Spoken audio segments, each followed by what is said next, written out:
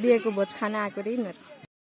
हामी चाहिँ खोलाको छेउमा आइपुगेको छौँ। यता आज चाहिँ तेस्रो विवाह है, तेस्रो दिन है के अरे बिहेको।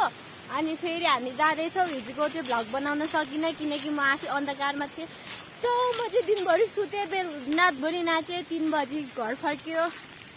सो यो बाटो आएको तर अँध्यारोमा। यो चाहिँ मेरो फर्स्ट के अरे बाटो थियो। अनि छेत्तेरी यति धेरै हल्लिरहेछ क्या मोबाइल। त्यो मलाई छिटो छिटो सब्सक्राइब बढाइदिनु, म यस्तो धनी भएर होइन क्यामेरा किन्नु पर्यो। अनि तपाईँहरूलाई म गिफ्ट दिन्छु। बाटो बनाउनु के अरे त्यो शान्ति होइन, शान्ति मार्ग। यो चाहिँ उयो के अरे माइली मार्ग है। उयो मेरो लागि उयो पोका बोक्दैछ। सो यो चाहिँ माइली मार्ग हो।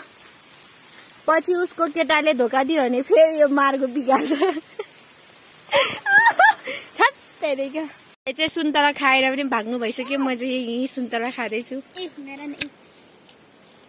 गाउँमा त कति सुन्तला खान पाइन्छ। त्यही भएर आउनु है। हो न बिहेको भोज खान आएको रे यिनीहरू।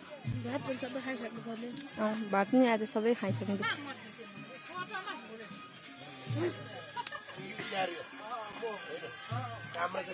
हाम्रो माइतीबाट हामीले केही पनि दिन सक्दैनौँ र विदाईको बेलामा माइती र बुवाको तर्फबाट हामीले यही आँसु लिएर जानु छोडी र अन्धकार तपाईँहरूले आफ्नो चेलीलाई स्वागत गर्दै विदाई गर्दै हुनुहुन्छ।